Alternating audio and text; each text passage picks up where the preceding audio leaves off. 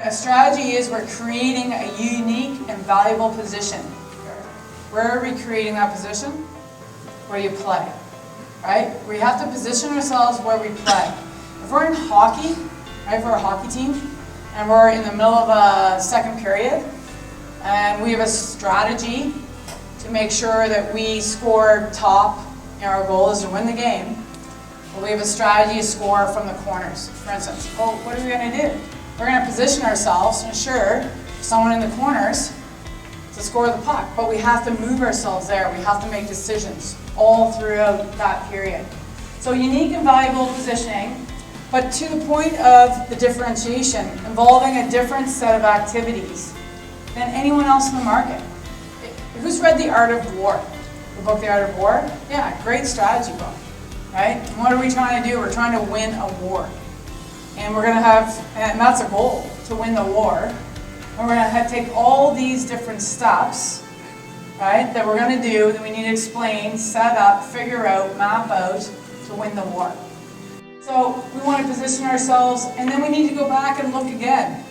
Because what we do today, tomorrow, your biggest competitor could have bought your biggest customer. Now what are you going to do? So our map just changed. Something internally could happen. Maybe you bought a company.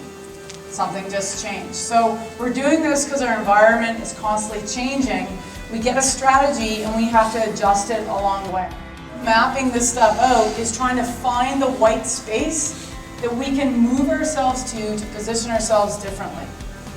In both of my businesses, there were already elephants in the marketplace. You know, people said, why would you be successful in the marketplace? In my very first two products we put in the market in my first company, we were very unsuccessful.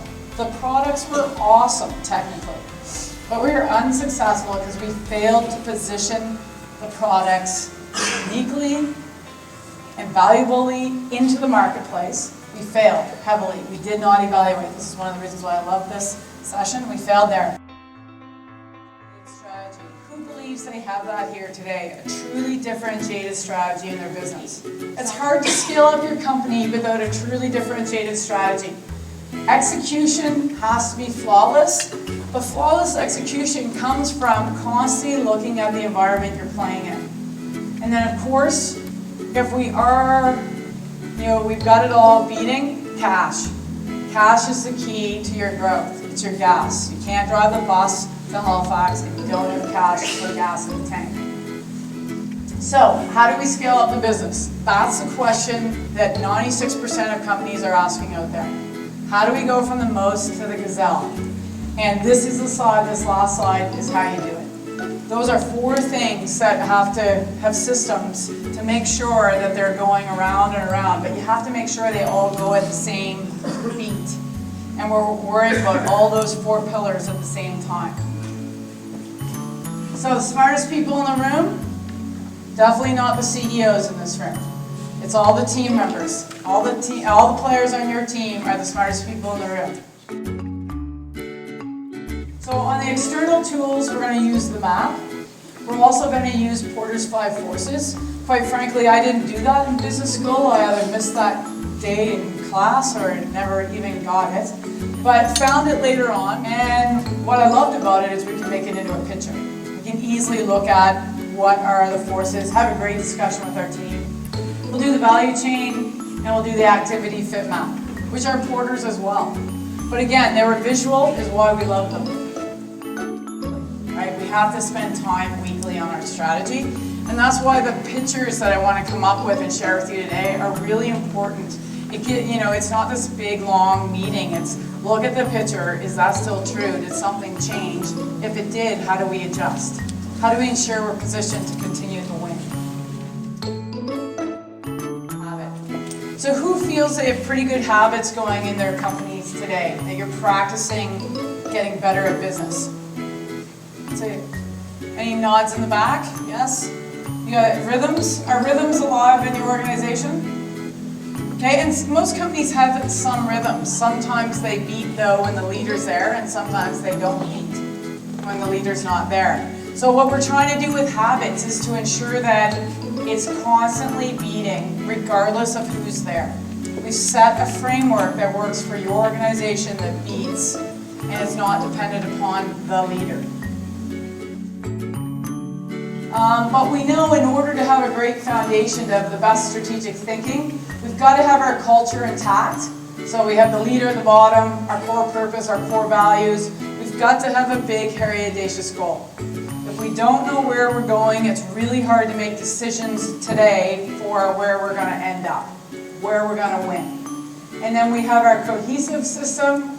Good News was a part of that, but everything we're doing daily, weekly, monthly, quarterly, annually is to keep that team tight.